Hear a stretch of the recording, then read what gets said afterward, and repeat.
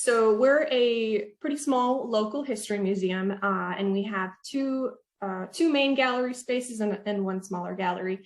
And in one of our galleries is what we call our long-term exhibit or our core exhibit, and that's called Stories of Life on the Prairie. And that explores how people have lived, worked, and played in Pleasant Prairie, beginning with the first arrival of humans here 14,000 years ago, and then all the way up to more recent history, like the incorporation of the village of Pleasant Prairie in 1989. There's also stories like about our local drive-in movie theater, so there's a lot of variety in that exhibit. And sometimes we do change some things out, some objects get switched out, or we get a new donation that fits well in that exhibit. So we do have updates there. But then we also have temporary exhibits, and those we get several new ones throughout the year.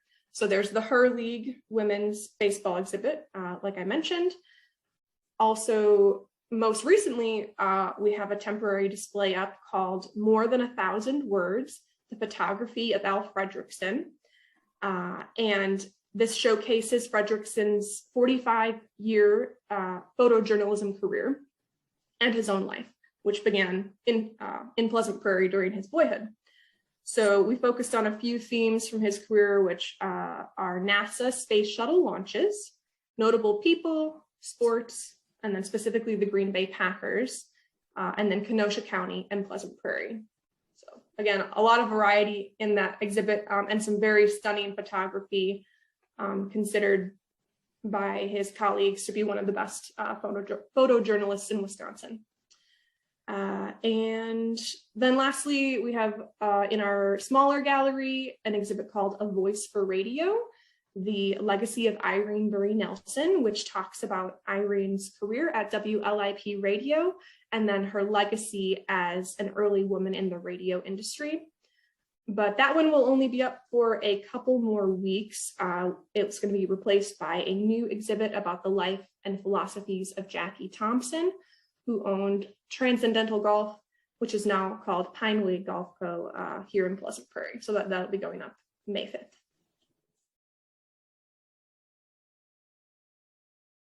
So when it comes to developing exhibits here at the Pleasant Prairie History Museum, I usually start by considering a few things. So what stories do we have that we might want to tell?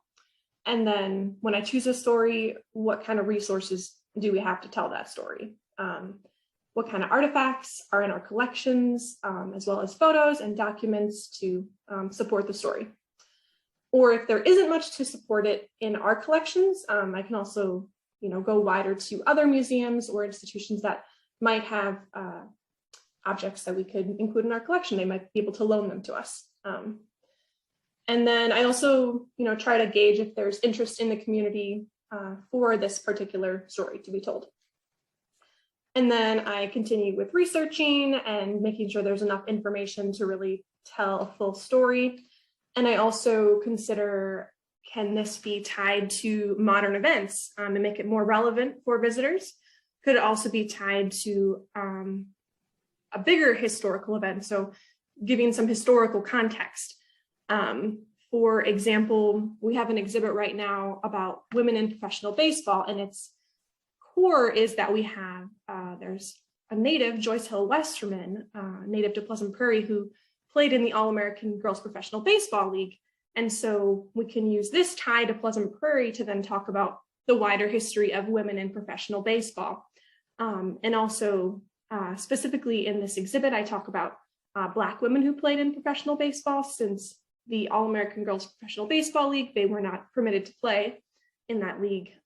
So I talk about Toni Stone, Connie Morgan, Mamie Peanut Johnson, who all played professional baseball, but not in the All-American Girls Professional Baseball League. So I like to give a fuller story than just what is like only relevant to Pleasant Prairie.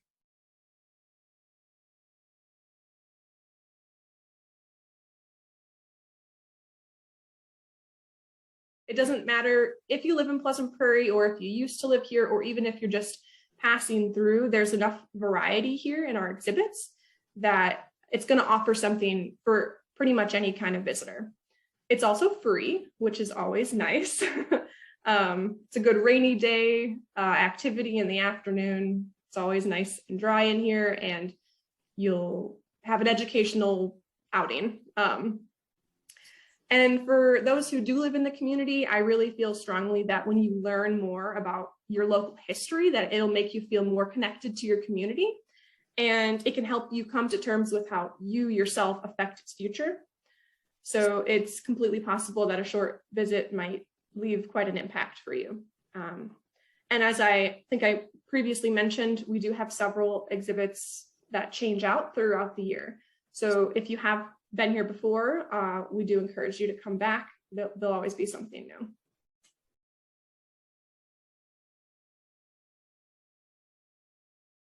There is absolutely one museum that stands out to me from my time abroad, and that is a museum that I visited in Dresden, Germany.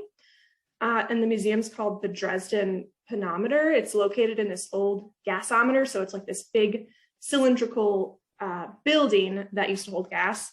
And the exhibit that I saw was called Dresden 1945. So inside this building, it's a circle. There's this panoramic picture or a painting of Dresden that's projected onto the walls.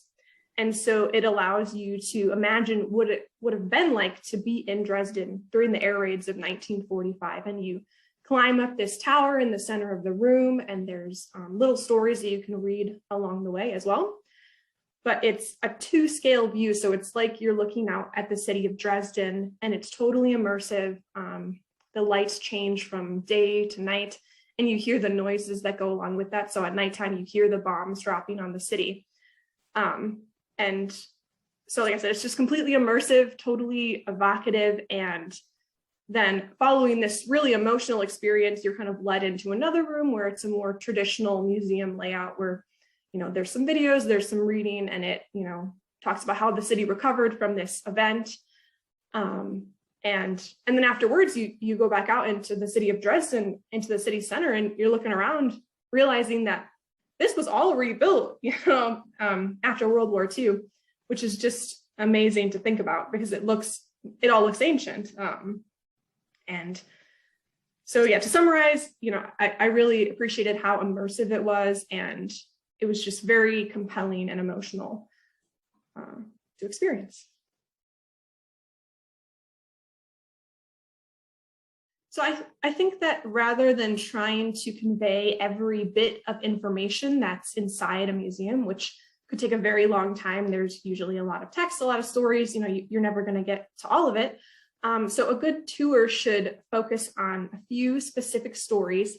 And I think that the best tours will pick stories that are relevant to the group that is being given the tour. So based on their age, their gender, their interests, their hobbies, etc. So you can then ask questions and invite visitors to think critically about the subjects that are being presented to them. So the easiest example to give is giving a tour to children. So I often will give a tour to like a Girl Scout troop. And so then I might focus on the stories that they can easily relate to. I'll start off by talking about the history of schools, and our museum is located in an old 2-room schoolhouse. So we're already in the space. It allows them to imagine what life would have been like if they were growing up in 1927, which is the year that this building was built. You can also talk about a different event that might not seem immediately relevant to children, but ask them to place themselves in this scenario. So for example, in Pleasant Prairie, there was an infamously huge powder plant explosion in 1911. And so you can ask them to imagine themselves living here at that time and possibly having been injured or knowing someone that was injured, or perhaps their home was damaged and maybe it was damaged so bad that they have to vacate their home for a while it's rebuilt. And then you can continue by talking about, well, why are things safer today? And they're safer because things like this happened. And there was a movement for more safety regulations, and there was a labor movement, so people would have safer working conditions. And now it is a bit of a safer world than it might have been in 1911.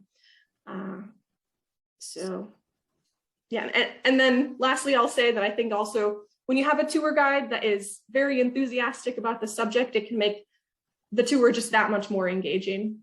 That's been my experience, at least.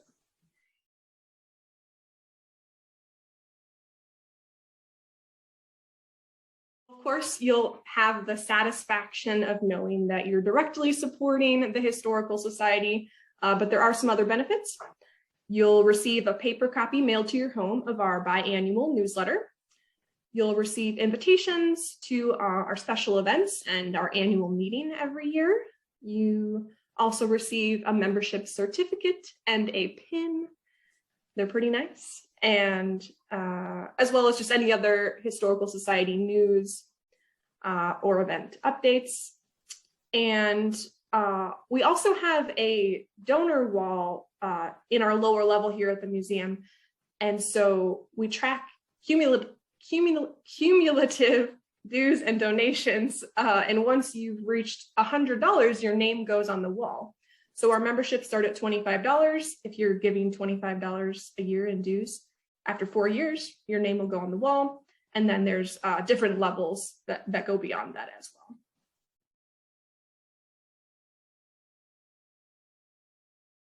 Definitely rewarding. The museum actually opened on the 100th anniversary of women's suffrage. So kind of from the start, we had this focus on telling the stories of women. So the suffragists who lived in Pleasant Prairie, or the founder of the Pleasant Prairie Women's Club. Those were both exhibits that we had when we first opened, some temporary ones. And, you know, it's really easy to look back on the historical record and find the accounts of influential men. It can be a little more work to read between the lines and see how women were influencing these stories. And they were always there. They were always, you know, making change. And so, yeah, I feel really honored to be the one doing some of the research and preservation and education about women's history in Pleasant Prairie.